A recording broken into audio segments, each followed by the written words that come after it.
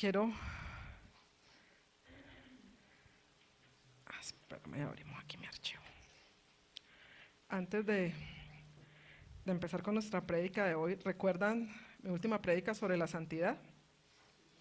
¿Sí? ¿Se acuerdan? Bueno, vamos a seguir, vamos a tener un par de prédicas acerca de estos. Hay tanta riqueza en este tema y lo necesitamos tanto. Ahora el pastor Luis, ay gracias Jackie, sí, hacía una declaración tomada del libro, no sé si lo hemos mandado a Copa, si no ahorita lo enviamos, gracias Jackie, Memorias Proféticas de la Colombia del Espíritu. Es una recopilación de algunas de las palabras más importantes que Dios ha dicho sobre la nación, sobre Colombia, sobre su destino y que nos atañe, ¿no? La palabra de Dios dice que procuremos la paz del lugar, de la nación, de la ciudad a la que Dios nos ha llevado a vivir, porque en su paz estará nuestra paz. También dice que oremos por los que están en eminencia, por nuestros gobernantes. Y en este documento que el pastor Diego logró recuperar y en unas declaraciones que él hizo, haciendo como un compendio, es muy bonito, de todo lo que Dios ha venido hablando por más de 40 años, hay muchos elementos en común dados a través de muchos hombres y mujeres diferentes, en diferentes contextos, en diferentes épocas. Y uno de ellos me llamó la atención ahora mirándolo, porque Dios nos ha tenido inquietos con este tema, es la santidad de la iglesia. ¿Sí? Que todo lo que Dios ha dicho que quiere hacer con la nación, tiene que ver directamente con una iglesia santa, o sea que se tiene que levantar una iglesia santa. Y quiero antes de empezar, seguir con nuestro tema. Hoy, la última vez que les prediqué sobre esto era, ¿recuerdan que sin santidad nadie podrá ver a Dios? Que era lo que hablábamos acerca de la santidad. Hoy vamos a ver que hay una guerra por nuestra santidad y que tenemos que tener ese entendimiento que estamos en una guerra por nuestra santidad. Pero antes de eso, quiero aprovechar este día para hablar algo muy importante, y es acerca de lo que va a pasar mañana en nuestra nación. Nosotros tenemos un deber como hijos de Dios, ¿verdad? De ser luz, de ser testimonio. En el pasaje que vamos a ver hoy de la santidad, dice que hay una gran nube de testigos. O sea, para los hijos de Dios, si ustedes han visto, pero ese es cristiano, pero esa es cristiana, no se asombren de eso, porque el Señor mismo nos dice que alrededor nuestro hay una gran nube de testigos siempre.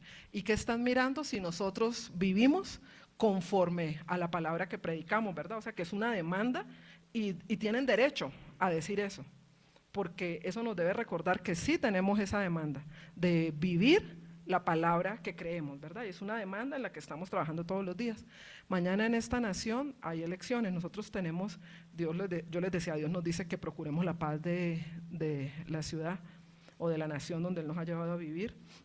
De hecho, en un momento en que los escribas y fariseos trataron de hacerlo contradecir, que lo representan muy bonito en Chosen a propósito, porque tratan de hacerlo entrar en contradicción cuando sacan la moneda, para que, como la gente tenía en su mente la idea de que el Mesías era un líder político que los iba a liberar de la opresión de Roma, querían con eso hacerlo entrar en contradicción para que la gente lo rechazara, ¿verdad? Pero pues era Dios, y ellos estaban queriendo ser más sabios, pero no lo reconocían que Dios. Y Él les dice, ¿qué cara ven ahí en esa moneda? La del César. Ah, bueno, dar al César lo que es del César y a Dios lo que es de Dios, o sea, esa es la realidad. Entonces, estamos en un contexto donde hay muchos aspectos de nuestra vida donde todos deben estar rendidos a Dios, y eso hace parte de la santidad. Y hoy lo hablábamos y compartíamos en nuestro módulo de consolidación, que yo no puedo decirle a Dios, estos aspectos de mi vida puedes intervenir, pero en estos no, aquí sí tienes vetada la entrada. Dios es Dios de todo lo que es nuestra vida, y uno de los aspectos de nuestra vida es que pertenecemos a una nación, porque pues así lo ha determinado el Señor, tenemos una nación, nos permitió nacer en esta nación y vamos a procurar su paz, y tenemos una responsabilidad civil. Entonces, haciendo la analogía con lo que el Señor les habló de que veían en la moneda, tenemos una responsabilidad civil, y es el de votar. ¿Por qué? Porque nosotros tenemos, como iglesia, tenemos una responsabilidad mayor que el resto de los ciudadanos, porque nosotros no solo votamos a conciencia, de los hijos de Dios se espera que votemos guiados por su Santo Espíritu, dirigidos por su palabra. Eso es lo que se espera de un hijo de Dios. Entonces, tenemos una responsabilidad mañana de salir a votar pero tenemos una doble responsabilidad y es de votar guiados por su Espíritu Santo. ¿Cómo votamos? Hermano, hermana, enseñémosle a nuestros jóvenes, nosotros mismos, miremos los programas de gobierno, tenemos una responsabilidad. Los programas de gobierno están alineados con la palabra de Dios, están alineados con lo que Dios quiere. No podemos apoyar a un candidato sin importar, aquí no estamos hablando de partidos políticos, nosotros no tomamos partido, pero sí tenemos claridad de lo que Dios quiere y lo que no quiere. Y claramente Dios apoya la vida, porque es el dador de la vida, o sea que cualquier programa de gobierno que sea pro aborto, pues no está alineado con nosotros. Nosotros no podemos orar como creyentes y votar como inconversos, no es coherente. De nosotros se espera esa coherencia. ¿Cuántos de nosotros aquí hemos orado por la vida de los niños, porque los niños sean guardados? ¿Cómo vamos a votar por alguien que apoye el aborto o la muerte? Claramente el Señor hizo el diseño de familia. La palabra de Dios dice que cada familia, todas sin excepción, toman nombre del Padre. O sea que un programa de gobierno que vaya en contra del diseño de familia. ¿Cuál es el diseño de familia? Papá, mamá, hijos. Ese es el diseño de familia. Que hay familias que está la mamá sola o el papá solo por circunstancias, sí, pero el diseño de familia es varón y hembra, los creó, les dijo, los bendijo y les dijo fructifiquen y multiplíquense. O sea, el diseño de familia, si no está con el diseño de la familia de Dios, no está alineado, hermano, a la palabra del Señor, al corazón del Señor. Los amamos, sí.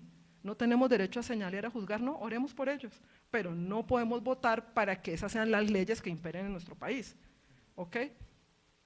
Dios dice que aborrece el latrocinio, o sea, la injusticia, aborrece la maldad, la violencia, Dios la aborrece. Entonces no podemos votar por programas de gobierno que favorezcan todos estos escenarios de violencia, de maldad.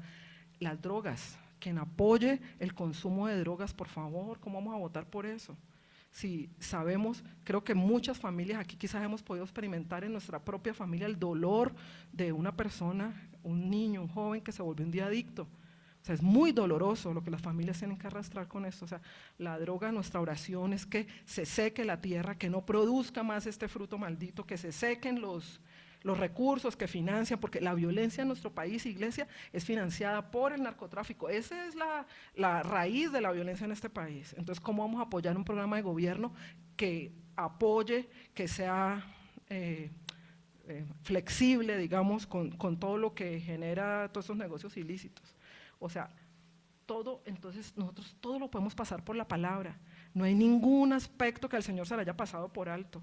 Y tenemos claridad en lo que Dios ama y también claridad en lo que Dios abomina, aborrece, rechaza, con lo que no está de acuerdo. Entonces, nuestro deber, dice la palabra, que bendita la nación cuyo Dios es Jehová.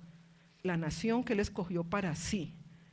Unos versículos antes dice algo muy hermoso, dice que sus pensamientos permanecerán de generación en generación, pero ahí nosotros tenemos una responsabilidad, porque si nosotros apoyamos un programa de gobierno que saca a Dios de las escuelas, que saca a Dios de las universidades, ¿cómo vamos a pedir que su pensamiento, su corazón y su palabra estén de generación en generación si nosotros mismos apoyamos un sistema de gobierno que lo excluye completamente? Iglesias, somos llamados a ser coherentes con lo que la fe que nosotros profesamos, porque nosotros le tenemos que rendir cuentas un día a Dios, es a Dios a quien le rendiremos cuentas. Hoy el pastor Luis me compartió una imagen que en una asociación en la que él está en Villavicencio, en Fenalco, compartían y fue publicada en un diario venezolano, ¿sí? Y venía, uy, qué fuerte, está una persona en los huesos, arrodillada con una cadena al cuello y con la bandera de Venezuela, y está al otro lado alguien colombiano en la urna para votar y le, ¿cómo es que dice? Voten, hermanos, voten bien. O sea, porque ellos saben la consecuencia o las consecuencias para sus hijos, para la familia, para la economía, para la seguridad, de elegir de manera incorrecta, sin coherencia. Y a la iglesia se le demanda esa coherencia. O sea, nosotros somos los primeros a hacer luz. Y sin pelear, sin generar divisiones. La política no puede dividir las familias ni las iglesias, pero nosotros con amor sí podemos hablar de las ideas. Esto tiene este programa de gobierno, esto es lo que Dios dice en su palabra. Usted mire, hermano, hermana, cuál se alinea a la palabra de Dios. Nosotros no nos alineamos, no es Dios el que se tiene que alinear a ver si a nosotros nos parece, no. Dios es santo, ya lo hemos visto, es Él 3 veces santo. Nosotros somos los que nos alineamos a Él o no nos alineamos. Pero nuestra invitación es que seamos coherentes como hijos de Dios, que mañana cumplan, qué fuerte, ¿no? Pero es real. Gracias, amor. Ellos lo vivieron, sí, ellos lo vivieron.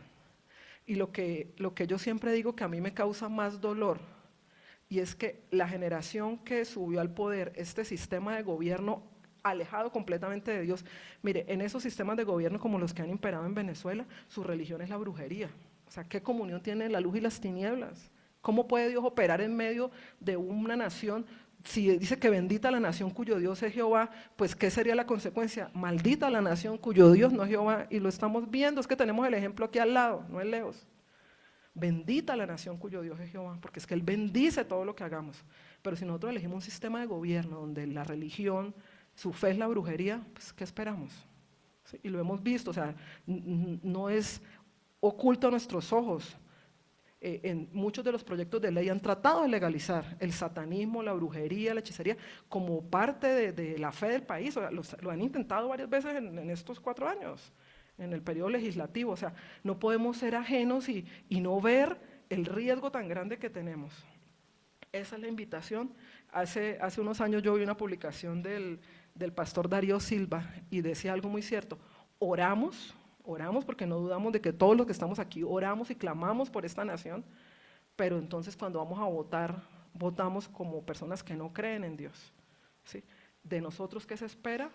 Misericordia por los que no piensan como nosotros, amor, orar, bendecirlos, nunca maldecirlos, clamar, porque en el cielo vamos a tener sorpresas. Pero ¿cómo así? ¿Este está aquí? Sí.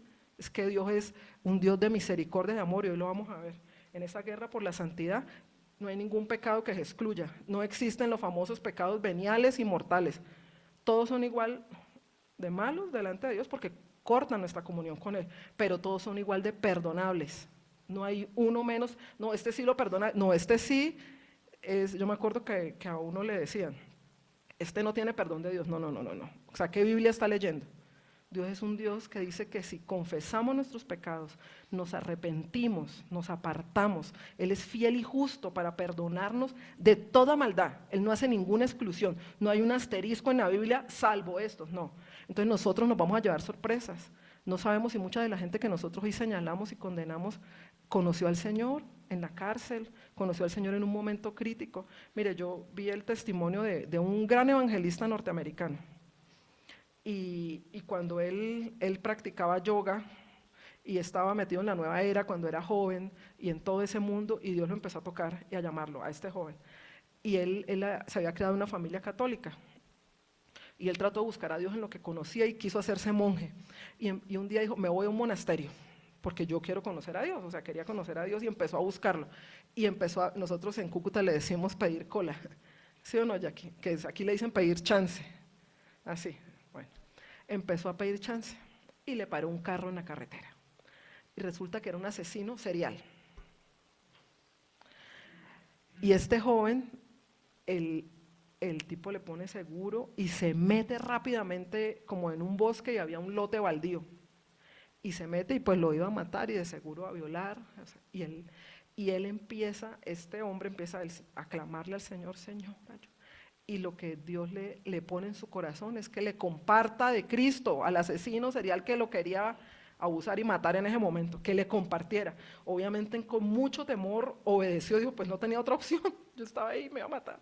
Y empezó a compartirle, y este hombre empieza a llorar, y le dice que eso era lo que su mamá era cristiana, pero como el enemigo tomó a un joven, a ese señor, que era lo que su mamá le decía todo el tiempo y él no había querido oír, se pone, ya tenía un arma, lo tenía ya, no sé si era blanca o de fuego, pero tenía un arma. Y en ese momento el hombre que le iba a hacer daño empieza a llorar.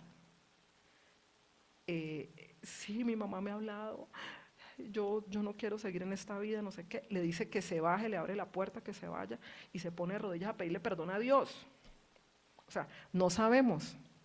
Y el muchacho, que ya hoy es un señor pues adulto, es un tremendo evangelista y Dios lo usa para hablarle a los católicos. Lástima que no puedo conseguir los libros en español, porque él desde su fe, o sea, ¿por qué no? ¿Por qué ahí no está el Señor como Él quiere, en la relación correcta de comunión y en todas las prácticas de Nueva Era? Porque él estuvo metidísimo en eso de joven, es buenísimo y no he podido conseguir esos 2 libros en español. Pero miren qué testimonio, o sea, un hombre, él iba a ejecutar lo que estaba viviendo, un asesinato, pero nosotros no somos quienes para condenar. Y ese hombre se salvó, recibió al Señor en medio iba a cometer un asesinato, pero en su camino estaba un hijo de Dios que lo escuchó y le hizo caso. Entonces nosotros no somos jueces, nosotros no decidimos quién se salva o quién no, porque si así hubiese sido, otros con nosotros, de seguro nosotros no cumplíamos los requisitos de muchos para haber sido salvos. Entonces, por los que no estamos de acuerdo, oremos, pidamos misericordia, Señor, que te conozca. Sé que muchas de esas personas han atravesado recientemente y no lo sabía por enfermedades graves como cáncer. Oremos. ¿Por qué creen que el Señor no se los ha llevado? Porque les está dando una oportunidad de salvación. Oremos, Señor, que se vuelvan a ti, que rodéalos de gente creyente, de hombres y mujeres de Dios que les hablen de ti, porque de nosotros se espera misericordia. No que estemos de acuerdo, pero sí misericordia. Entonces, como dice nuestro pastor, esa no es la prédica, pero era la antesala y no la podíamos dejar pasar hoy. Mañana salgamos a votar, hoy no dejemos de orar. Si algo que ha pedido Dios en estas últimas semanas y todo el año es oremos por esta nación, que las personas, oremos. Mire, la Biblia habla de un pasaje que se dice las vendas mágicas y a veces uno cree, ay no, eso no está en la Biblia, en Ezequiel. Y el mismo Dios, a través del profeta, es el que condena y dice, porque les pusieron vendas en las manos y velos en la cabeza, para que no vieran, para que no entendieran, para que fueran engañados. Y es real, el mismo Dios lo dice. Y ahí está hablando de la brujería y la hechicería. Es real, es que existe. O sea, cómo el enemigo a través de todo esto pone vendas en las manos. ¿A qué se refiere eso? Como para que yo no haga lo que debo hacer y termine haciendo otra cosa. Y velos mágicos en la cabeza para que no entienda, o sea, viendo las circunstancias que estamos hablando, como creyente viendo la palabra, no entienda que Dios no puede estar de acuerdo, o viendo todo lo que pasa, no, o sea, no sea consciente del peligro, de la realidad. Oremos, la palabra de Dios es poderosa, y sí que ha puesto ese versículo en el corazón de muchos intercesores y pastores este año. Señor, que toda venda mágica que fue puesta en las manos, Señor, del pueblo, de la nación, y todo velo mágico, se ha quitado, Señor, para que puedan hacer tu voluntad, Señor, que puedan pensar tus pensamientos y alinearse con tu corazón. Para terminar, me acordé, el pastor Diego contaba que conoció a alguien en Girón, que estuvo dentro de las personas que eran parte de la seguridad del gobierno chavista en Venezuela hace muchos años. Y él contaba que él lo vio, o sea, sabían porque eran del círculo de seguridad de estos gobernantes, cómo efectivamente salían en helicópteros a sobrevolar ciudades enteras en Venezuela, declarando todos estos ritos de brujería para traer esa ceguera, eso que estamos hablando, para que la gente no pensara con claridad. Y muchas cosas más. Este hombre se tuvo que cambiar la identidad y perderse porque vio cómo, ahí ya se retiró, hacían sacrificios en una montaña muy famosa de culto satánico en Venezuela que se llama la montaña de Sorte, y él vio cómo subieron con personas y bajaron sin esas personas, porque allá se hacen sacrificios humanos y todo eso. O sea, Sorte es un sitio de brujería muy fuerte, pero donde en el libro, en el equivalente al libro del pastor, que es el de Venezuela, él instó a la iglesia a ayunar durante mucho tiempo y a un día ir y orar a la subida de esa montaña.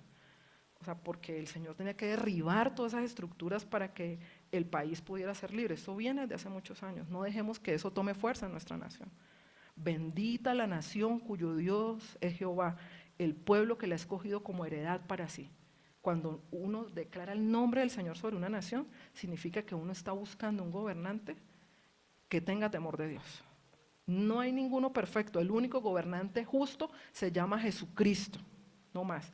Pero sí, el Señor toma personas y las alinea a su corazón para cumplir un propósito. Lo vemos en la Biblia a través de gobernantes como Ciro, Nabucodonosor, o sea, eran hombres paganos, pero Dios los usó en un momento clave para su pueblo, y hombres como Nabucodonosor tuvieron que reconocer que ese era el Dios verdadero, el Dios de Daniel, es el Dios verdadero, es el Dios creador de los cielos y de la tierra. Ahí lo vemos en el libro de Daniel, él al final lo tiene que reconocer. Ciro, profetizado como 400 años antes, van y le muestran que él ya estaba profetizado en la Biblia que iba a ser el que iba a abrir las puertas para que el pueblo fuera liberado. Y él tuvo temor de Dios cuando vio eso.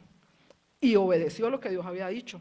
O sea, él usa hombres, mujeres, en momentos claves de la historia para favorecer a su pueblo gobernantes. Y los alinea a su corazón porque en ellos desarrolla algo. En Nabucodonosor tuvo que desarrollarlo a través de la locura, de haber perdido todo, temor de Dios.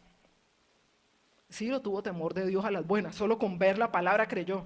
Nabucodonosor no, dicen cuántos años duró, creo que 10 o 7, no me acuerdo, como que 7 años loco. Y volviendo en sí, ¿qué fue lo primero? El Dios de los cielos, el Dios de Daniel es el único Dios verdadero. Un rey tremendamente pagano. Entonces, busquemos, Señor, ¿qué gobernante hay temor en su corazón por ti? Miremos los programas de gobierno y votemos con esa coherencia y guiados por su Santo Espíritu, porque es un momento decisivo para la nación. Y no paremos de orar. O sea, hoy, mañana estemos orando, que quite todo impedimento, toda oposición para que la gente salga a votar. ¿Sí? Que temor, amedrentamiento. Nosotros estamos muy tranquilos, mañana nos levantamos, podemos ir a desayunar a una panadería, votamos en familia, pero hay zonas del país donde la gente está encerrada, donde la gente está, Guaviare sin ir tan lejos. O sea, nos debe doler que mueran 48 soldados, nos debe doler igual que mueran 48 guerrilleros, nos debe doler igual. Así tiene que cambiar nuestro corazón, nos debe doler, porque de seguro muchos de ellos llegaron muy niños y les lavaron completamente el cerebro. ¿Cómo? Hablándoles de odio, todo lo contrario de lo que dice la palabra de Dios, de venganza, de injusticia, polarizando para llenarle su corazón de odio y meterlos en una guerra que era ajena, no era de ellos, y una guerra que finalmente lo que le permite es a los que están más arriba lucrarse de todos esos negocios ilícitos. O sea, ahí no hay ninguna ideología, entonces nos debe doler. Que era un cabecilla muy malo, nos debe doler, Señor. Dice que el mismo Dios se duele de la muerte del impío, porque no nos vamos a doler nosotros. El mismo Dios se duele. Entonces es un tiempo para que nuestra nación se una. Yo escuchaba algo y es verdad. Recuerdan que cuando el pueblo de Israel fue liberado, que Dios usó a Moisés, él dice que endureció el corazón de Faraón y lo endureció. Y uno dice, uy, pero Dios, ¿por qué hace eso? Claro, porque él necesitaba que su pueblo creyera y clamara al Dios del cielo y creyera que lo único que podía liberarlo era él, porque ellos se sentían cómodos con las 2 raciones de comida y el trato inhumano que tenían.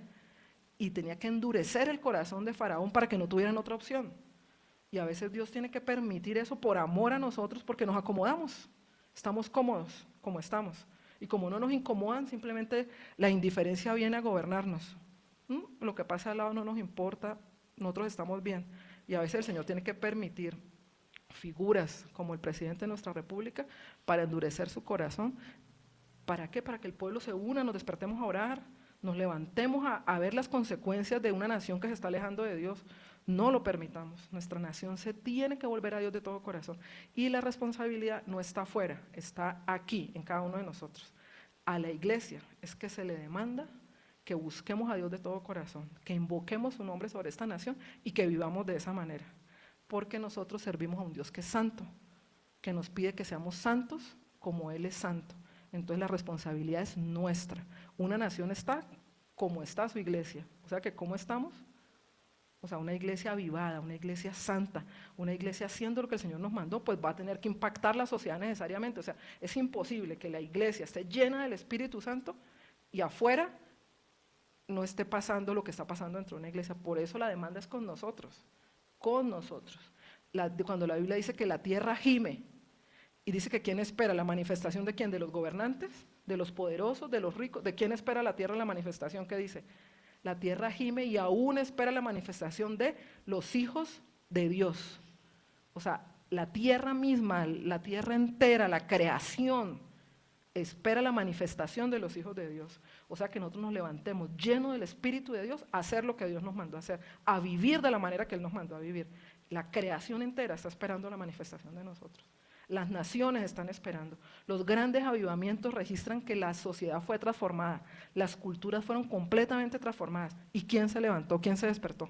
La iglesia, porque es la que tiene el Espíritu Santo. Pero ya una iglesia no cómoda allá adentro, sino una iglesia que llena del Espíritu Santo, es imposible no sentir el fuego de ir a predicar la palabra, de tener una vida que lo refleje de todas las maneras.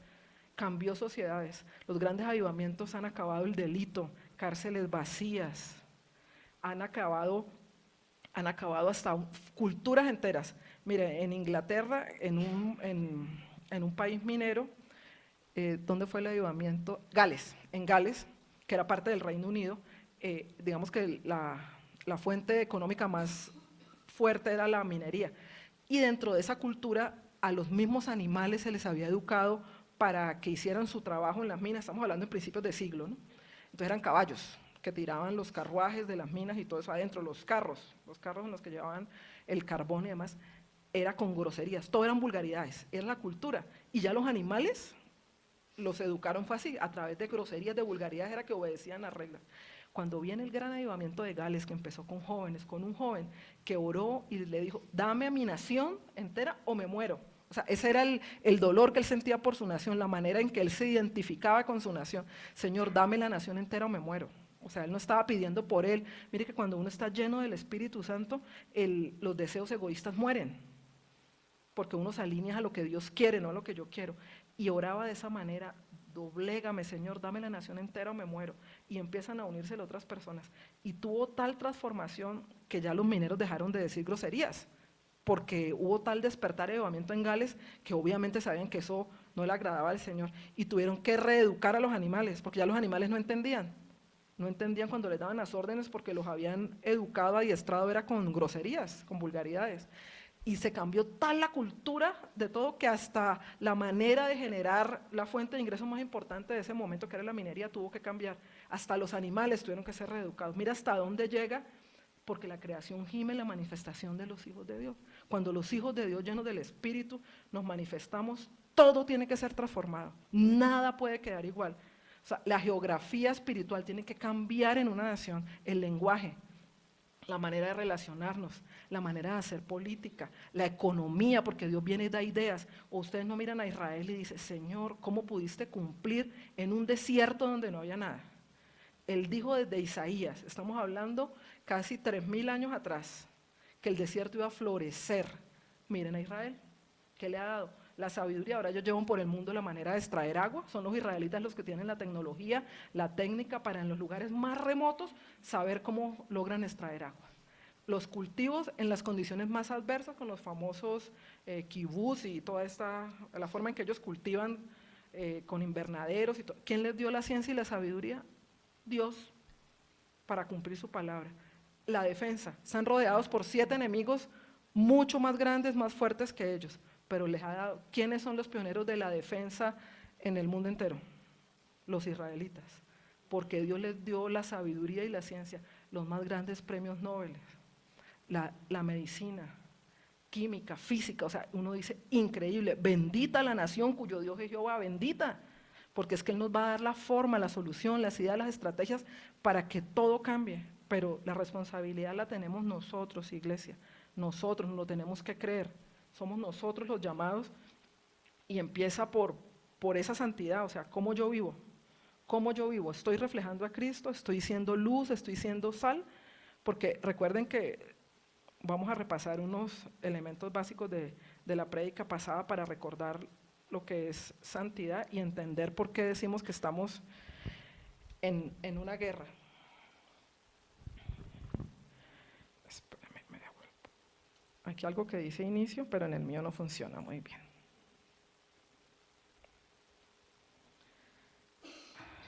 Listo.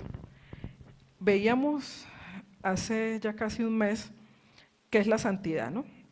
Que todo se basa en la santidad de Dios. Que primero Él nos dice que seamos santos, pero pone un referente. Él no lo deja a nuestro parecer ni como nosotros creamos, porque sería muy difícil entenderlo. Sino Él dice, sed santos como yo soy santo. Entonces es definitivo entender la santidad de Dios. Y les compartía en ese momento que lo que tiene que ver con santidad dice que es otro, que es diferente, que es separado, que es apartado. O sea, Dios es diferente de todo, incluso de su misma creación. Dios es el más alto, el superior, por encima de Él no hay nada, está por encima de cualquier dimensión de todo lo que Él mismo ha creado, ¿sí? Y la idea de la santidad de Dios es central en nuestra enseñanza bíblica, porque Él mismo dice que su nombre es santo. Dice, sed santos porque Él es santo, su nombre es santo. Dice, este pasaje me gusta mucho, dice, porque me ha hecho grandes cosas el poderoso, santo es su nombre, o sea, lo define, cómo lo alaban los querubines, los 24 ancianos, cuando uno ve en la Biblia, 24 horas al día, sí, pues el tiempo de Dios es diferente, pero si lo trajéramos hiciéramos una tabla de conversión con el tiempo humano, o sea, de día y de noche por la eternidad, santo, santo, santo, porque ese es su nombre, o sea, Él es un Dios santo. Dice este pasaje, y su misericordia es de generación en generación a los que le temen. Entonces, la santidad de Dios es lo que a nosotros nos permite relacionarnos con Él entendiendo su esencia. Él es santo, en Él no hay ningún asomo de pecado, no tiene ninguna comunión con el pecado, Él está por encima de todo. Y con ese Dios santo es que Él quiere que nosotros nos relacionemos. Pero mire que hay un principio, dice su misericordia de generación en generación a los que le temen. Y eso es, Él nos separa, Él es el que nos hace a nosotros santos. Nosotros no somos santos porque decimos yo quiero ser santo. No, es el Espíritu Santo el que cuando viene a habitar en nosotros nos hace santos, ¿verdad? Porque antes de eso no había nada santo en nosotros, pero cuando el Espíritu de Dios, del Dios Santo, mora en nosotros, nosotros venimos a ser santos. ¿Cómo? Cuando creemos en nuestro Señor Jesucristo. Por eso es que dice que su misericordia es con quienes le temen. Sin santidad no puede haber una adoración genuina, ni crecimiento espiritual, ni obediencia verdadera, porque es la santidad la que define nuestra meta como cristianos. ¿Por qué? Porque esa santidad habla de que yo entregué mi vida a Cristo y ahora el Espíritu Santo mora en mí. Y así es como yo me relaciono con un Dios santo, ¿verdad? El de su nombre es santo porque Él es santo, creo que aquí tengo Lucas 1:49. Sed santos porque yo soy santo. ¿Qué es la santidad? Y se los compartía en ese momento. Entonces, les decía que hemos utilizado más el significado secundario que el más importante. Siempre lo relacionamos más rápido con pureza moral, con rectitud, pero esa es la consecuencia de ser santos. Ser santos es estar apartados para Dios. Miren esto, no es una conducta moral, la conducta moral es la consecuencia de que yo he sido santificado por Dios. ¿Qué es la santidad? Es un estado de pertenencia y dedicación exclusiva a Dios.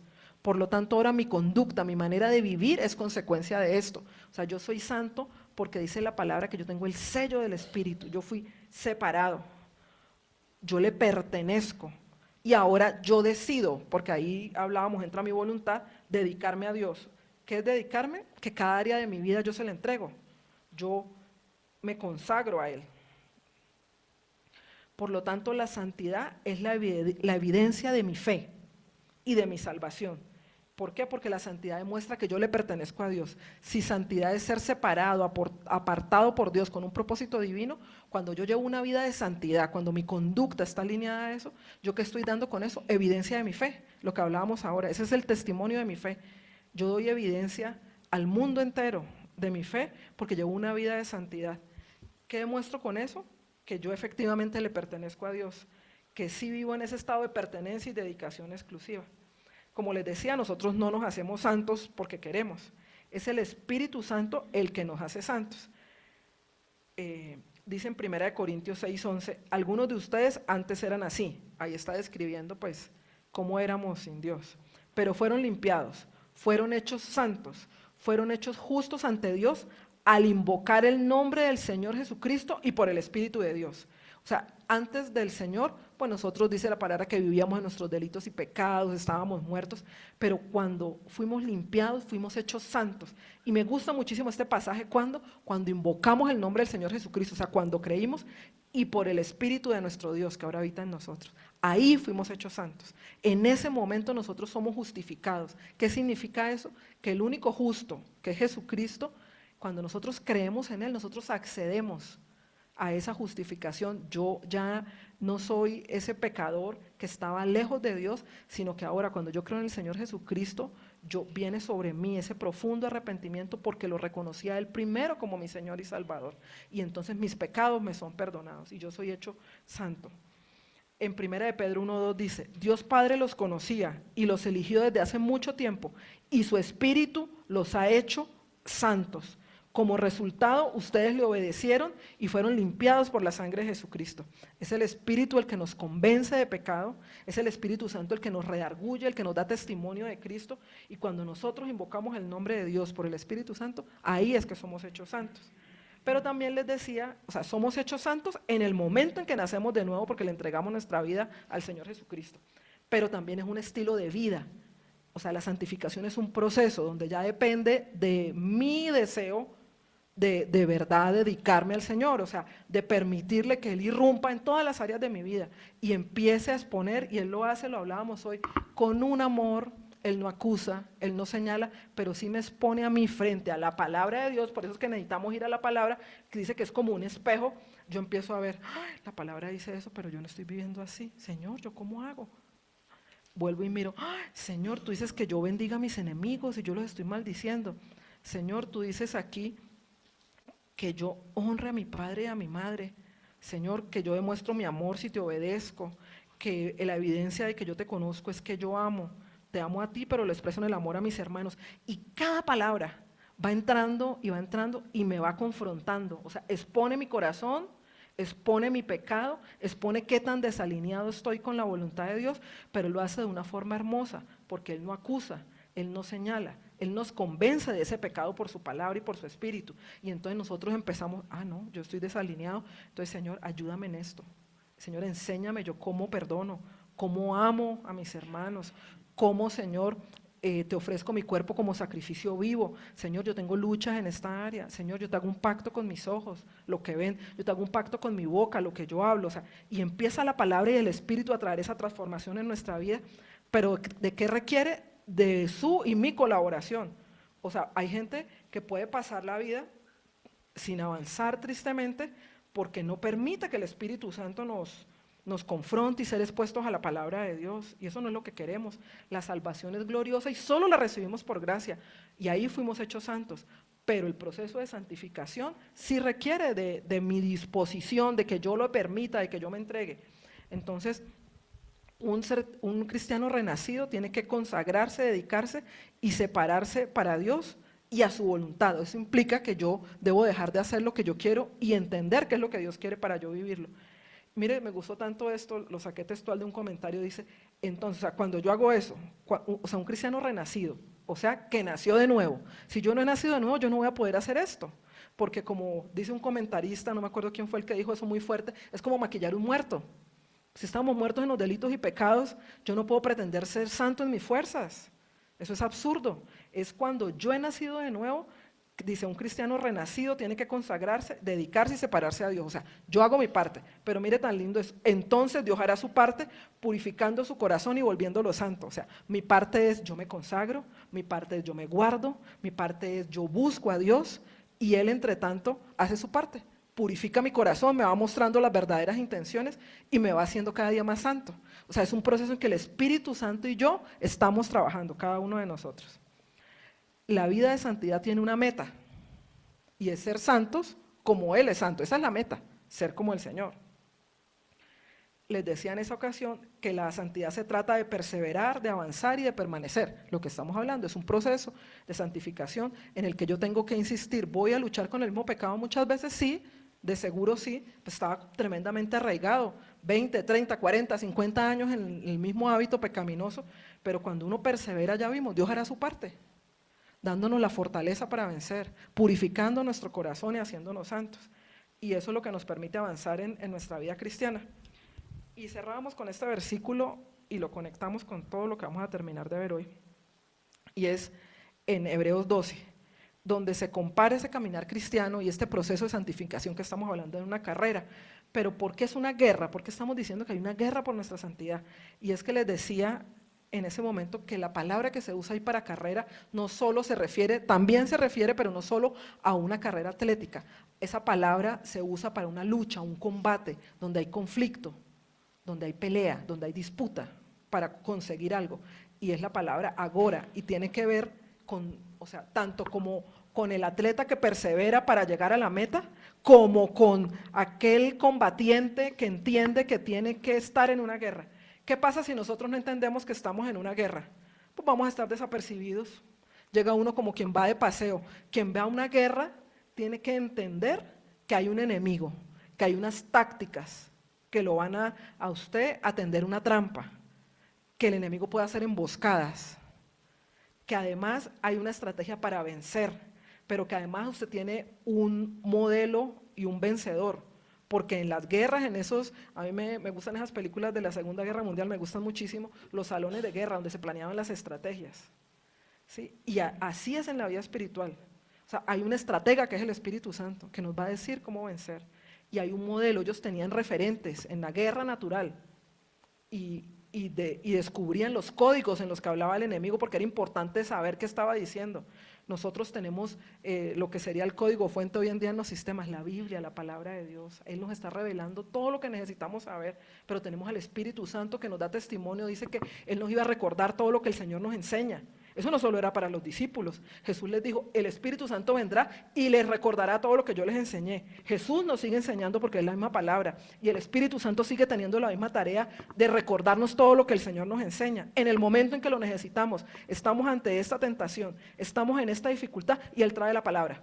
Sí, solo sí, nosotros tenemos un depósito de la palabra. Si usted, hermano, hermana, no tiene un depósito de la palabra, el Espíritu Santo se va a esforzar, como lo hizo conmigo al principio de la vida, y encontró uno para defenderme en una lucha tremenda espiritual que yo vivía antes de convertirme. Y era, el Señor es mi pastor, nada me faltará. Yo decía, Dios mío, ese era el escasísimo depósito que tenía la palabra. Con eso dio la pelea conmigo, para salvarme en ese momento. Entonces ahí está el que nosotros nos debemos preparar. Usted entiende que está en una guerra y que va a haber una guerra por su santidad.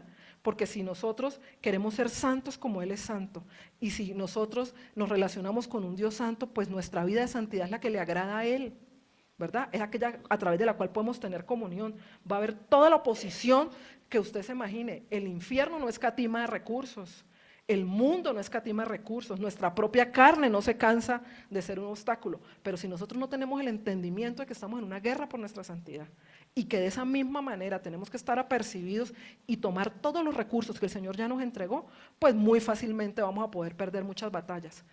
Pero no es lo que quiere Dios, la voluntad de Dios, y aquí el apóstol Pablo lo decía muy bien en Hebreos 12, dice, por lo tanto, ya que estamos rodeados por una enorme multitud de testigos de la vida de fe, mire que está hablando de los testigos de nuestra vida de fe, quitemos todo peso que nos impida correr, especialmente el pecado que tan fácil nos hace tropezar. Lo estoy leyendo en la NTV. Mire, él nos empieza dando elementos claves. Y corramos con perseverancia la carrera que Dios nos ha puesto por delante. Esto lo hacemos al fijar la mirada en Jesús, y aquí nos dice quién es nuestro modelo, quién nos va a dar la manera de vencer. El campeón, o sea que Él ya venció. Acuérdense que aquí no es solo la carrera, sino también habla de una lucha combativa. El campeón que inicia y perfecciona nuestra fe. Dice, debido al gozo que le esperaba, Jesús soportó la cruz, sin importarle la vergüenza que ésta representaba. Ahora está sentado en el lugar de honor junto al trono. Él venció. Dice, en el trono de Dios.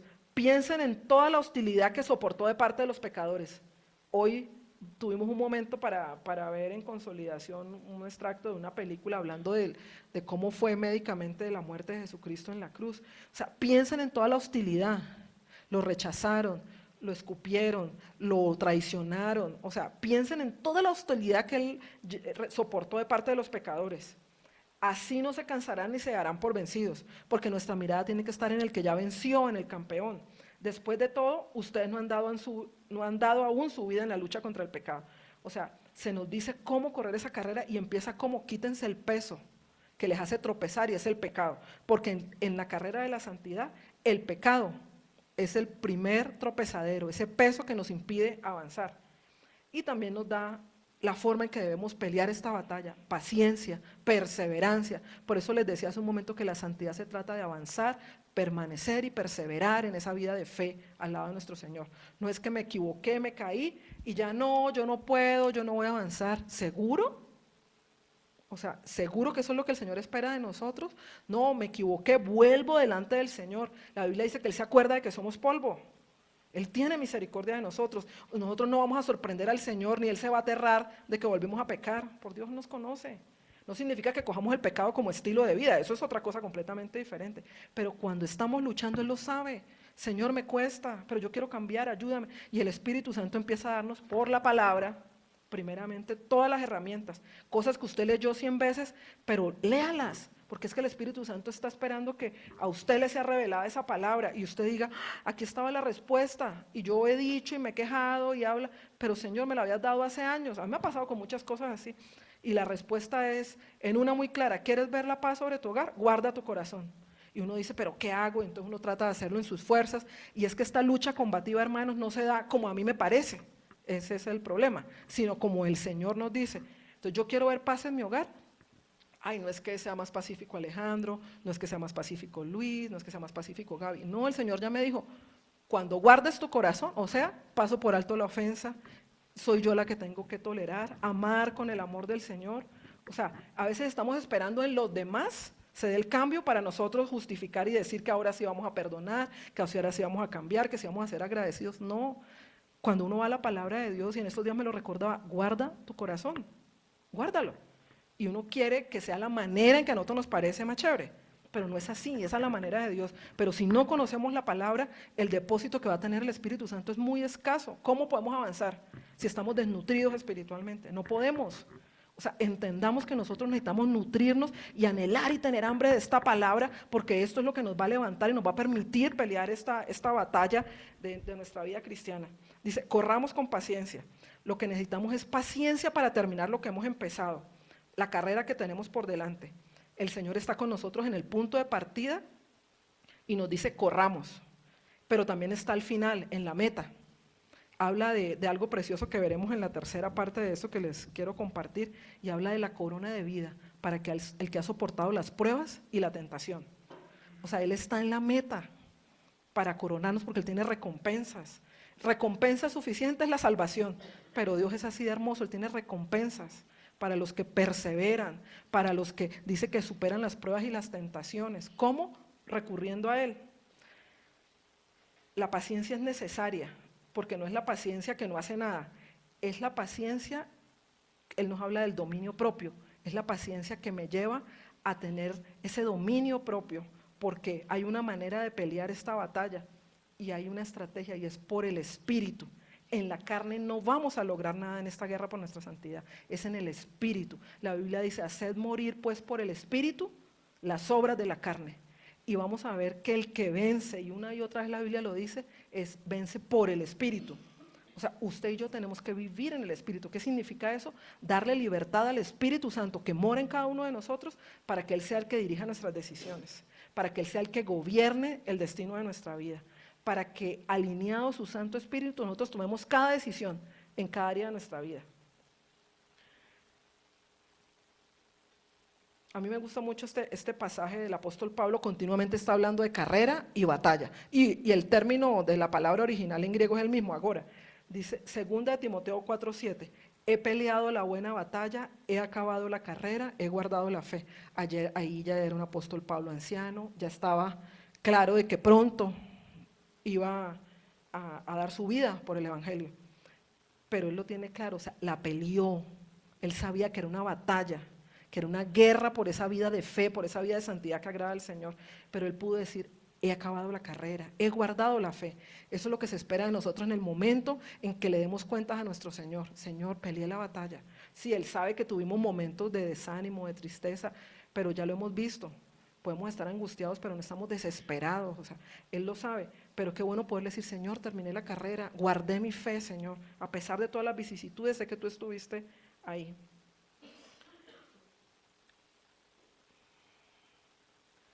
Quiero mostrarles algunos elementos de esta guerra.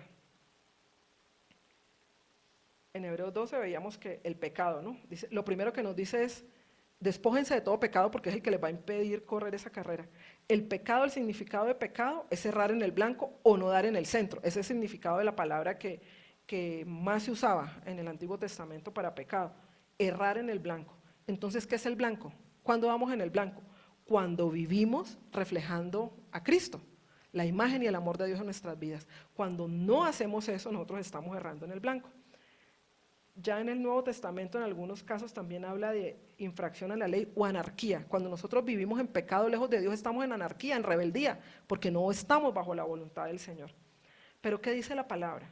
Ni aún el pecado, porque también el enemigo utiliza la condenación para que en esa guerra de la santidad nosotros entremos perdiendo. ¿Por qué entramos perdiendo? Porque dejamos de creerle a Dios lo que Él dice. Y la culpa también nos aparta de avanzar en esa vida de santidad que agrada al Señor, porque nos hace creer no voy a poder, yo nunca voy a salir de aquí, esto es más fuerte que yo. Mentiras, la Biblia dice otra cosa. Mire lo que dice acerca del pecado, si es la primera carga a la que nos tenemos que despojar. Dice, Él mismo, está hablando del Señor, primera de Juan 2:2, es el sacrificio que pagó por nuestros pecados, y no solo los nuestros, sino también los de todo el mundo. O sea, la salvación está lista, dispuesta para cualquiera que esté dispuesto a creer en el Señor Jesucristo. Y lo primero es que Él ya pagó, ya veíamos hace un rato que por todos, y que borró toda nuestra maldad, pero por los de todo el mundo. O sea, no podemos tampoco creer a través de las acusaciones del enemigo que nosotros no somos dignos de ese perdón, porque el Señor ya pagó por todos nuestros pecados. Dice, Dios perdona nuestros pecados y los de todo el mundo, porque Cristo se ofreció voluntariamente para morir por nosotros. O sea, todas esas mentiras que han seguido formando ahí en nuestra mente también tienen que ser derribadas con la verdad. Primera de Juan 1:8-10, ahora está el otro extremo. Por un lado está la condenación, que me hace creer no merecedor del perdón y la salvación, pero por el otro lado está el autoengaño.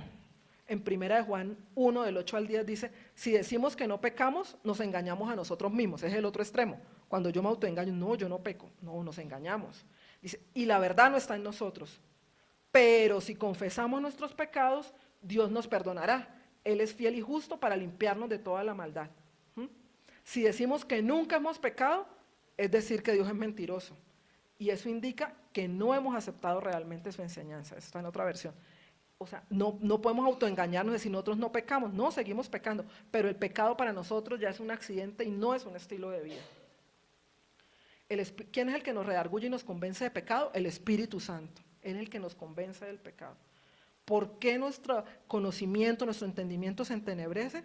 Romanos 1 lo describe muy bien, léanselo en su casa, subrayenlo. Romanos dice, su necio corazón se entenebreció, queriendo ser más sabios que Dios. Prefirieron adorar a las criaturas antes que el Creador. O sea, en Romanos 1 el Señor dice, ¿cómo es que el conocimiento, el entendimiento de las personas se entenebrece? La vanidad, el orgullo, la soberbia de creer que saben más que Dios. Dice, su necio corazón se entenebreció. ¿Y en qué termina eso? Ahí Romanos 1 lo dice, en que hicieron toda clase de pecados, porque ya no reconocieron a Dios como su Dios, sino que dice que prefirieron alabar a las criaturas antes que el Creador.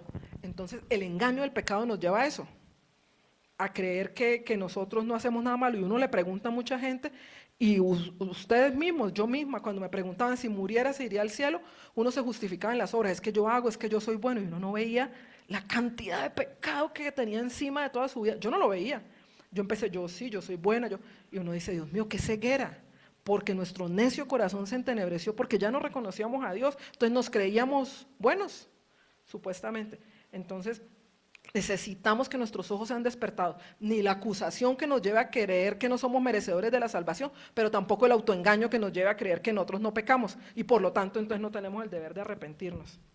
Mire, les decía que esto es una guerra, ¿no? Y si vamos a librar una guerra exitosa, tenemos que reconocer que el enemigo es interno. ¿Cuál es la fuente del pecado? A veces creemos, no, es que el enemigo me tentó porque puso en el camino. Sí, él nos tienta. Dios no puede tentar a nadie, dice la palabra. Dios no puede tentar a nadie. Pero mire lo que dice la palabra de Dios, Mateo 7:21-23. La Escritura indica que el asiento del pecado que mora en nosotros es el corazón. O sea, de nuestro corazón es que sale el pecado, y por el estado de nuestro corazón es que podemos ser proclives y caer en la tentación. Mire lo que dice Mateo 7:21-23, dice, porque de dentro del corazón de los hombres salen los malos pensamientos, la inmoralidad sexual, robos, homicidios, adulterios, la avaricia, el engaño, la lascivia, la envidia, la calumnia, la arrogancia y la necedad. Todos estos males vienen de adentro y contaminan al hombre. Entonces, si queremos tener una guerra exitosa, esta guerra por nuestra santidad, debemos reconocer que tenemos un enemigo interno, que es proclive, y es nuestro corazón. Por eso Dios nos insiste tanto, guarden el corazón, por sobre toda cosa guardada, guarden el corazón, porque es ahí donde están todos esos malos deseos, es ahí donde tiene el asentadero del pecado, es ahí. Y si nosotros no tenemos un corazón rendido, ¿por qué el salmista cuando habla en el Salmo 24, quién subirá al lugar santo? Que es lo primero que el Señor le reveló. Él que tiene un corazón que limpio, puro, el limpio de corazón. O sea, aquel cuyas motivaciones de su corazón han sido probadas. Por eso es tan importante entender que tenemos esa lucha ahí adentro. Dice, ¿y esa lucha cuándo se da? Cuando leíamos ahora, cuando no habíamos nacido de nuevo. Los deseos pecaminosos actuaban en nuestro corazón antes de que no le hubiésemos entregado nuestra vida a Cristo. Y nosotros le dábamos rienda suelta. ¿Y qué producía eso? Cosecha de acciones pecaminosas. O sea, no es que, ay, yo pequé porque no sé. No, sí, estaban en el corazón. Ahí estaban guardados. Y eso conducía pues a hechos pecaminosos que nos llevaban a la muerte. Pero ahora nosotros morimos a esa vieja manera de vivir y ahora Cristo vive en nosotros, de manera que es posible que pequemos, sí, pero no tenemos que pecar. Ese es el otro engaño. Ay, no, es que somos humanos. Sí, somos humanos. Y sí, somos proclives al pecado porque en nosotros sigue habiendo una vieja naturaleza que tiene que morir todos los días por el Espíritu. Pero no tenemos que pecar. O sea, ¿podemos pecar? Sí, claro, podemos. Pero no tenemos que hacerlo. Porque mucha gente, ay, es que yo fui tentada, entonces ya tengo que pecar. No, no, no. O sea, ¿podemos? ¿Estamos expuestos a pecar? Sí, estamos expuestos. ¿Tenemos que hacerlo? No. No tenemos que hacerlo. ¿Quién nos da la fuerza? El Espíritu Santo es el que nos da la fuerza. Y uno empieza a revelarle su corazón, a mostrarle, mira lo que había. Para ti, acuérdate que cuando la Biblia habla de corazón, habla de mente, voluntad, de emociones, ¿no? No es solo el corazón asociado a los sentimientos, sino también habla de la mente, de los pensamientos, de la voluntad. Entonces, ¿qué nos empieza a revelar el Señor? Mire lo que estaba ya atesorado. Tú creías que eso es normal, que no era bueno ni malo. Hay muchas cosas que nosotros seguimos haciendo y un día el Señor nos revela, la raíz era que tú creías que eso era normal, que así se debía hacer. Pero cuando Él nos muestra por su palabra y el Espíritu Santo nos revela, ay Señor, yo hice esto todo este tiempo, o sea, daba dádivas porque era lo normal en el mundo de los negocios. No, el Señor aborrece la corrupción. Entonces, ay Señor, mira, yo lo hice y me justifiqué. Cosas así de sencillas hasta cosas mucho más grandes. Y Él le muestra a uno y uno dice, Señor, yo era la que estaba equivocada. Y de eso se trata, librarnos de ese peso del pecado que nos asedia. Reconocer que hay un enemigo interno que está en nuestro propio corazón y que necesita ser expuesto. ¿Expuesto a qué? A la palabra y al Espíritu Santo. ¿Qué es lo primero que tenemos que hacer? Reconocer nuestra debilidad. En Romanos 7, que lo veremos en lo próximo, aparece un trabalenguas. Dice Romanos 7, donde dice que hago el mal que no quiero, pero el bien que no quiero, o sea, no lo hago. Parece un trabalenguas, pero Señor, es que yo quiero hacer lo bueno, pero termino haciendo lo malo. Y entonces el apóstol Pablo dice, reconozco que en mí hay una ley que me esclaviza al pecado. Sí, claro, pero ¿qué pasa ahora? No es que esté mal, el apóstol Pablo está reconociendo su debilidad y por ahí debemos empezar. Cuando uno reconoce su debilidad, entonces reconoce la dependencia que tiene de Dios. Señor, yo solo no lo voy a lograr, ayúdame a vencer esta debilidad. Y es ahí donde nos volvemos más dependientes del Espíritu Santo para que nos ayude a vencer nuestras debilidades. Cuando yo reconozco mi debilidad, yo no me expongo. Eso es parte del principio de esta guerra. Hay un enemigo interno que es todo lo que yo he alojado en mi corazón, mentiras, engaños, porque el pecado es un engaño, pero también hay un reconocimiento de mi debilidad. Cuando yo sé que soy débil, entonces yo digo, yo no me expongo, yo no veo, yo no hablo, yo no voy a este lugar porque soy débil. Yo no me voy a exponer a ese ambiente porque de seguro voy a caer. Entonces, cuando yo soy consciente de mi debilidad, yo me guardo. Por eso nos dice que la santidad habla de guardarse, de estar separado para el Señor, de dedicarse. A todo eso se refiere el ser consagrado. Yo me guardo, yo no voy a ver, yo no voy a hacer. ¿Por qué? Porque sé que soy débil. Entonces, lo primero, reconocer nuestra debilidad. Reconocer, como en toda guerra, que hay un territorio que proteger, que guardar. Y ese territorio es nuestro corazón, iglesia. Ese territorio que hay que guardar es nuestro corazón. O sea, nuestros pensamientos, nuestras emociones, ese corazón tiene que ser guardado por sobre toda cosa. ¿Y cómo lo guardamos? Con la palabra, con una vida de comunión con el Espíritu Santo, con oración. Entonces, reconocer nuestra debilidad hace que no nos expongamos y que al contrario tengamos esa dependencia de Dios. Reconocer que hay un territorio, como en toda guerra, que guardar y cuidar o proteger, que es nuestro corazón. Reconocer que hay enemigos, y la Biblia habla de 3 enemigos: el mundo, nuestra naturaleza carnal y Satanás. A veces queremos endilgarle todo a Satanás. No, estaba en nuestra naturaleza. Lo que estaba ahí en nuestro corazón y que no le hemos rendido al Señor. El mundo. El Señor dice, pero vamos a ver que Él ya venció a todos nuestros enemigos. Y por eso es que Él dice que somos más que vencedores, porque Él ya los venció a todos sin excepción. Pero si nosotros somos conscientes de esos enemigos, tenemos también el discernimiento de guardarnos y de estar como en una guerra, apercibidos, el enemigo, nuestra naturaleza carnal y Satanás. Reconocer que hay una estrategia para vencer, y es vivir en el Espíritu, la vida de dependencia del Espíritu Santo. Segunda de Corintios, capítulo 2, vivir por el Espíritu es lo que nos va a dar la victoria. Esa es la manera de pelear esta guerra. Pero reconocer por sobre todo que hay un campeón. Cuando leemos ahorita Hebreos 12 dice, Jesús el campeón que inicia y culmina, perfecciona nuestra fe. Hay un vencedor, que es Jesucristo nuestro Señor. Él ya venció. O sea, nosotros nos vamos a una guerra por nuestra santidad donde decimos ¿qué pasará? No es incierto. Él ya venció. Él nos da las armas, nos da las herramientas, nos capacita, nos da quien nos guíe, al Espíritu Santo. O sea, tenemos todo porque Él ya venció. El punto es que no podemos luchar en nuestras propias fuerzas. Cuando reconocemos que somos débiles, renunciamos a esa idea de querer luchar en nuestras propias fuerzas. Y de eso trata Romanos 7, de que no es en la ley, que en mi cuerpo hay una ley que me lleva a hacer lo que no quiero. Por eso entonces yo ahora entiendo y da la solución al final y me encanta. Uno dice, pareciera que habla un Pablo desesperanzado porque dice, quiero hacer lo bueno pero termino siendo lo malo, miro que mi cuerpo está esclavizado al pecado, ¿quién me librará de este cuerpo de muerte? Y al final él cierra el colofón, el cierre de todo esto que él está reflexionando es, gracias doy a Dios por Jesucristo nuestro Señor. O sea, todo eso que él está reflexionando es bueno porque es cuando yo reconozco mi condición, pero también reconozco, gracias Jesús, porque yo solo es imposible que pueda vencer en esta batalla, en esta guerra. Yo pensaba en modelos de hombres de fe que vencieron en la Biblia. David, cuando se enfrenta a Goliat, y lo hemos leído muchas veces, pero mire lo que David le dice en 1 de Samuel 17, 45-47, dice, tú vienes contra mí con espada, lanza y jabalina, pero yo vengo contra ti en el nombre del Señor de los ejércitos celestiales, Dios de Israel, a quien tú has desafiado. Y después le dice más abajo, el versículo 47, le dice, todos los que están aquí reunidos sabrán que el Señor rescata a su pueblo, pero no con espada ni con lanza. Esta es la batalla del Señor y los entregará a ustedes en nuestras manos. Miren, ¿por qué David venció? Era un gigante, David era un niño, pero porque entendió que la batalla no era de él. Es un principio importantísimo en esta guerra que nosotros tenemos por nuestra santidad. La batalla no es nuestra, es del Señor. El enemigo viene contra nosotros, pero nosotros tenemos que reconocer que realmente él está peleando con Jesucristo, que es el Señor de los ejércitos celestiales, o sea, el comandante en jefe de todas las fuerzas celestiales. Pero ¿cuándo pasa eso? Cuando realmente yo vivo cada día lo que dice la palabra, que ahora no vivo yo, mas Cristo vive en mí, que yo estoy escondido en Cristo. Cuando eso es lo que pasa en mi vida, yo puedo decirle, tú vienes contra mí, pero tú estás peleando es con mi Señor, porque es el que va delante mío como poderoso gigante, porque yo le entregué al Señor esa autoridad en mi vida, porque me rendí a Él. Entonces miren, David venció porque entendió que la batalla era del Señor.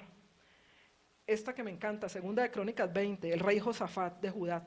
Se levantan 3 pueblos más poderosos que ellos, dicen que era un ejército impresionantemente grande, y él siente temor, pero este rey corre al Señor, convoca ayuno para todo el pueblo, incluyendo dice que los niños, los animales, y clama a Dios y le dice, oh Señor, Dios de nuestros antepasados, segunda de Crónicas 26, solo tú eres el Dios que está en el cielo, tú eres el gobernante de todos los reinos de la tierra, tú eres fuerte y poderoso, nadie puede hacerte frente. Después de que el rey Josafat proclama esto, ¿qué está haciendo? Él está reconociendo que él es el poderoso nuevamente, ¿sí? Que esa batalla él no la va a poder pelear. Aquí eran enemigos naturales, porque Dios nos enseña así para que lo entendamos, ¿verdad? Eran pueblos mucho más fuertes, mucho más numerosos que el pueblo de Dios. Pero cuando él está clamando, se levanta un profeta y dice, y le da la respuesta de parte de Dios, la estrategia, dice, escuchen habitantes de Judá y de Jerusalén, escuche rey Josafat, esto dice el Señor, no tengan miedo, no se desalienten por este poderoso ejército, porque la batalla no es de ustedes, sino de Dios. también nuevamente venció contra un ejército mucho más grande. Aquí hoy en día hablamos son de los enemigos espirituales, pero ¿cómo? Porque él entendió que la batalla no era de él, era de Dios. Entonces necesitaba, era la dirección de Dios. Y Dios les da la estrategia, les dice después que no hay por qué pelear, que solo se queden quietos y vean al Señor y que ellos solo salgan en adoración y Dios se va a encargar de todo. Así es en nuestra vida natural. ¿Con qué pecado estamos luchando? El Señor nos va a dar la estrategia para vencer, está en su palabra, nos va a dar la fortaleza, nos dice cómo orar. Efesios 3, Señor, fortalece mi ser interior por tu Santo Espíritu para que yo no sea tentado, para que pueda soportar la tentación, para que no caiga, Señor, en ese tropezadero que es el pecado. Y el apóstol Pablo, Filipenses 3:12, dice, no es que yo lo haya conseguido todo, que yo sea perfecto. La santidad, iglesia, no se trata de perfección, se trata de madurez espiritual, de una comunión íntima con Dios. Dice, sin embargo, sigo adelante, es eso. Él no desconocía que era un hombre, obviamente con debilidades. Él mismo reconoce que en su ley, que en su cuerpo hay una ley que lo ata al pecado, pero le da gracia a que Cristo lo rescató de eso. Dice, sin embargo, sigo adelante. O sea, a pesar de todo, ese sin embargo es con todas mis luchas, con mis persecuciones, cárceles, él lo dice, naufragios, su propia naturaleza. Sigo esperando alcanzar aquello para lo cual Cristo me alcanzó a mí. O sea, esa debe ser nuestra manera de ver esta carrera en la vida cristiana. O sea, sin embargo, a pesar de todo, yo sigo. Señor, por eso se trata de permanecer, de perseverar, de avanzar, yo sigo, para alcanzar esa meta por la cual es la razón que Cristo nos alcanzó a cada uno de los que estamos aquí. Dice, no pienso que yo mismo lo haya logrado, no, más bien una cosa hago, olvido lo que quedó atrás. O sea, él no se dejaba manipular por la condenación, porque en eso nos pasábamos y pareciera que patinamos y patinamos y no avanzamos, sino que me esfuerzo por alcanzar lo que está adelante. Sigo avanzando hacia la meta para ganar el premio que Dios ofrece mediante su llamamiento celestial en Cristo Jesús. O sea, él tiene muy claro, yo les decía en la prédica anterior que cuando mirábamos la palabra original de la mirada puesta en Jesús, decía que no era solo un mirar de enfocar mis ojos, no, tiene que ver con que yo desecho todo lo que está alrededor y me enfoco en eso. O sea, yo no estoy mirando el pecado, yo no estoy mirando ni siquiera la nube de testigos, yo no estoy mirando los obstáculos, no estoy mirando a los otros competidores. ¿En qué sentido? Yo estoy mirando al que me llamó, al que es mi meta, al que es mi modelo, yo lo estoy mirando. Y recuerden que decían que esa palabra tenía una traducción mucho más profunda y decía que ese mirar era que si yo enfoco mi mirada allá, todo mi cuerpo va a avanzar hacia donde esté mi mirada y así estamos diseñados. Entonces, y por supuesto el vencedor absoluto. Decimos que en esta batalla hay un vencedor absoluto, un campeón, nuestro Señor Jesucristo. Dice Juan 16:33, estas cosas os he hablado para que en mí tengáis paz. En el mundo tendréis aflicción, pero confiad, yo he vencido al mundo. Él ya venció al mundo. De manera que Él ya venció a cada uno de nuestros enemigos. Dice otro pasaje en Gálatas 5:24, pero los que son de Cristo han crucificado la carne con sus pasiones y deseos. Él venció la carne, la crucificó en la cruz del Calvario y ahora dice que nosotros estamos allí crucificados juntamente con Cristo. Nuestra carne no se puede bajar de la cruz. Porque cuando la carne quiere gobernar, nosotros le tenemos que recordar a la carne que está crucificada juntamente con Cristo y que ya no vivo yo, que ahora vive Cristo en mí. O sea que Él venció al mundo, la carne con nuestras pasiones y deseos ya fue crucificada en la cruz. Dice en Romanos 6:13, no dejen que ninguna parte de su cuerpo se convierta en un instrumento del mal para servir al pecado. En cambio, entréguense completamente a Dios, porque antes estaban muertos, pero ahora tienen una vida nueva. Así que usen todo su cuerpo como un instrumento para hacer lo que es correcto para la gloria de Dios. Hay una batalla, sí. La carne y el espíritu están en conflicto todo el tiempo. ¿Qué alimenta usted? ¿Alimenta su carne? Cada vez que nosotros alimentamos la carne, o sea, le damos gusto a los placeres, a los deseos, ¿quién toma fuerza? Pues a quien se alimenta. Toma fuerza y entonces empieza a gobernarnos. ¿O qué alimenta usted? ¿El espíritu? ¿Cómo se alimenta el espíritu? Buscamos a Dios con hambre, con sed, con anhelo. Hemos estado hablando de ese deleite. Así es que el Señor quiere que lo busquemos, como un deleite. Qué rico, Señor, estar en tu presencia, qué rico estudiar tu palabra. Si alimentamos el espíritu con la palabra, con la oración, con la vida de intimidad, pues ¿quién va a gobernar? El espíritu, porque es el que se fortalece. Siempre va a estar ese conflicto, pero nosotros tenemos que decidir vivir en el Espíritu, para hacer morir las obras de la carne, para poder vencer en esta batalla de santidad. Vencer la carne es lo que el apóstol Pablo describe como caminar en el Espíritu. Eso es vencer la carne. Dice en Gálatas 5:16, digo pues, andad en el Espíritu y no satisfagáis los deseos de la carne. No podemos darle gusto a la carne. Mire, cada vez que nosotros le concedemos lo que quiere, se va tomando fuerza y fuerza. Revísese en cualquier aspecto de la vida, la gula, la ira, la pornografía. Dele gusto a la carne un poquito y no se va a saciar. La carne es insaciable, porque siempre quiere que le estén gratificando en cada área en la que podemos luchar. Pero cuando uno le niega, no voy a orar, no voy a ver eso. Cuando uno ayuna, que está diciéndole a la carne, no voy a dar alimento físico, me voy a alimentar mi espíritu en la palabra de Dios. No, en vez de llenarme de enojo, voy a orar por misericordia. O sea, andar en el espíritu, caminar en el espíritu, nos lleva a que la carne se debilite al punto en que ya no puede ser la que gobierna. Nuestra nueva naturaleza es el Espíritu Santo el que tiene que gobernar en nosotros. Los creyentes somos más que vencedores. Ya les dije un par de versículos en los que mostramos por la palabra que el Señor venció a la carne, al mundo, a Satanás. Entonces, los creyentes ahora somos más que vencedores. Somos más que vencedores, y miren esto tan bello, por medio de aquel que nos amó. Es el amor de Cristo el que lo llevó a vencer al mundo, a la carne, a Satanás, por amor a nosotros. Y la victoria de Jesús no es para Él solamente, Él la transfirió a todos los que creemos en Él. Y por eso es que nosotros somos más que vencedores, o sea, sí podemos vencer. La fuente de nuestra victoria es nuestra fe, una fe en Cristo. Esa es la fuente de nuestra victoria. En 1 Juan 5 dice, porque todo lo que es nacido de Dios vence al mundo. Y esta es la victoria que ha vencido al mundo, nuestra fe. Nuestra fe en el Señor Jesucristo es la fuente de nuestra victoria. Por eso el apóstol dice que peleemos esa buena batalla de la fe. Y quiero cerrar con esto. Dice 2 Corintios 2 del 14 al 17. Les voy a leer una parte. Dice, demos gracias a Dios, quien por medio de Cristo nos lleva siempre en su desfile triunfal. A través de nosotros esparce por todas partes el conocimiento acerca de Él, como si fuera una suave fragancia. Nosotros somos el incienso de suave fragancia que es ofrecido a Dios por medio de Cristo.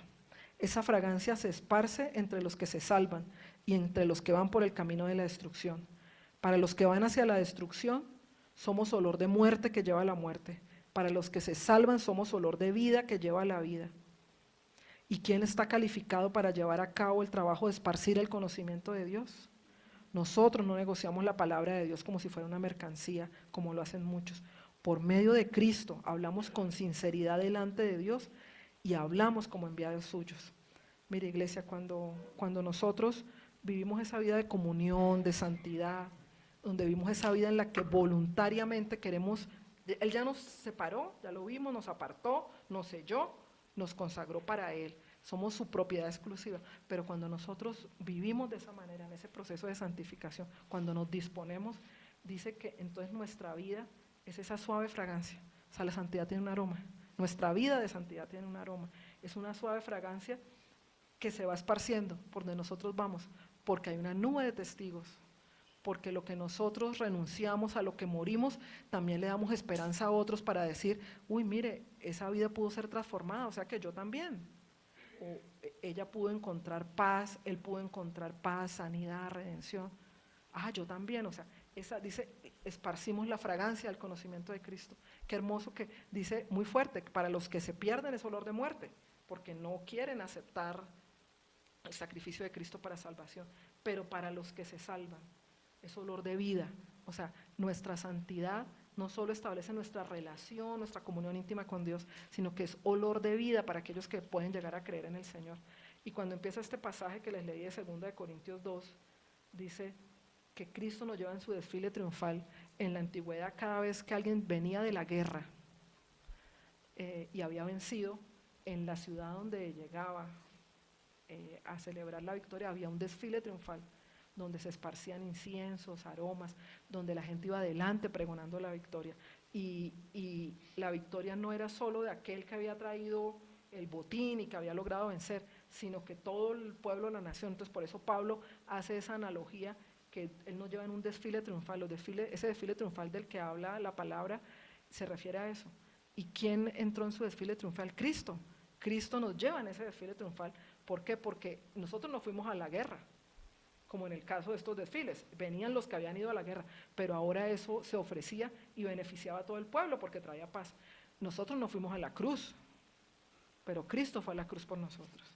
Y solo por creer de todo corazón en lo que Él hizo, ya vimos que cuando invocamos su nombre, Él nos hace santos por su Santo Espíritu. Entonces nosotros no fuimos a la cruz, pero Él venció en la cruz, y porque Él venció somos más que vencedores, y tenemos ahora un privilegio, que nuestra relación, nuestra vida de santidad, el despojarnos del pecado que nos asedia, el quitarnos lo que nos hace tropezar, que es el pecado, el reconocer que es andando en el Espíritu como podemos vencer la carne, nos lleva a que por donde nosotros vamos esparciendo un aroma agradable a Dios, pero un aroma que también trae vida para los que están alrededor nuestro. Señor, yo te doy gracias porque tú estás hablando, Señor, de levantar una iglesia santa, Señor. Y tu palabra dice que tú esperas, Señor, y te preparas para ti mismo una novia santa, sin mancha y sin arrugas, Señor. Y queremos ser esa iglesia dispuesta, cuya motivación del corazón, Señor, haya sido probada, cuyas intenciones del corazón hayan sido purificadas, Señor. Queremos vivir una vida agradable, esparcir un suave aroma, una delicada fragancia para ti, Señor. Una fragancia que te agrade, Señor. Que nuestra vida, Señor, sea una adoración para ti. Tú nos dices que nos presentemos como sacrificios vivos, Señor, como olor fragante delante de tu presencia. Queremos, Señor, ser conscientes, Padre, que estamos en una guerra por esta santidad, que somos llamados a despojarnos del pecado, Dios, a reconocer, Señor, nuestra debilidad y por tanto nuestra dependencia de ti, a reconocer que hay enemigos, Señor, pero que tú los venciste, poderoso Dios, que tú eres el campeón que inicia y perfecciona nuestra fe, que tú eres el vencedor, que tu Santo Espíritu nos hace santos, nos guía, nos dirige, nos da la estrategia, la sabiduría, las fuerzas para vencer, que la batalla es tuya, Señor, y no nuestra. Señor, que hoy podemos decir, Señor, que ya no vivimos nosotros, sino que vives tú, Señor, que lo que ahora vivo, lo vivo en el Hijo de Dios. Gracias, Señor, porque, Señor, nuestra carne con sus deseos y pasiones fueron juntamente crucificados en la cruz, Señor. Y cada día, Señor, crucificamos, Señor, nuestra manera de vivir sin ti, como vivíamos antes, Señor, en la cruz, porque queremos llevar una vida que te agrade, Señor, que te glorifique, Señor, que podamos tener una comunión, Señor, porque el pecado nos aleja de esa comunión contigo. Padre, gracias, gracias, Señor, porque tu misericordia es nueva cada mañana, Señor, porque tú eres aquel que dice que perdonas y olvidas, Señor, nuestros pecados, que así fueren rojos, Señor, como la grana, como el carmesí, llegarán a ser blancos como la nieve, porque tu sangre, Señor, cubre multitud de pecados, Señor, todos nuestros pecados sin excepción, Señor. Solo tenemos que ir delante de ti y arrepentirnos, Señor, apartarnos. Tú nos das la fortaleza para vencer. Gracias, Señor Jesús, porque tú nos impides avanzar en este caminar, en nuestra vida de fe. Gracias, Señor, porque, Señor, no miramos lo que queda atrás, sino nos extendemos adelante, a la meta, al supremo llamamiento, para, Señor, llegar a tener, Señor, eso por lo cual tú nos escogiste. Señor, vida eterna, salvación, disfrutar eternamente de tu presencia, caminar dando testimonio de ti, Señor, ser olor fragante entre los que se pierden, Señor, olor de salvación para aquellos, Señor, que han de conocerte. Te alabamos, Señor, como iglesia te bendecimos, nos rendimos delante de un Dios santo, Señor. Te pedimos que nos ayudes cada día, Señor, en este proceso de ser santificados, renovados por tu Santo Espíritu. Aquí tienes, Señor, hombres y mujeres, Señor, rendidos y dispuestos. Si hay algún área en nuestra vida, Señor, en nuestro corazón, que no haya querido rendirse aún, Señor, hoy te pedimos perdón, Señor. Y te pedimos, Señor, que entres y examines nuestro corazón. Examínanos, oh Dios, y mira si hay en nosotros, Señor, camino de perversidad. Y límpianos, Señor, límpianos, límpianos, porque queremos ser un pueblo que te agrade, Señor. Hijos e hijas, Señor, que puedan obedecerte y amarte de esta manera, Señor. Te damos gracias, Señor Jesucristo, por tu sacrificio, por tu amor, Señor, que nos perdona, que cubre multitud de pecados, que nos rodea, que nos guarda, que nos levanta, que nos alienta, Señor. Te alabamos, Señor, y bendecimos tu santo y poderoso nombre. Gracias, Señor. Gracias Jesús, gracias Padre, gracias Espíritu Santo. Amén. Amén, iglesia. Dios les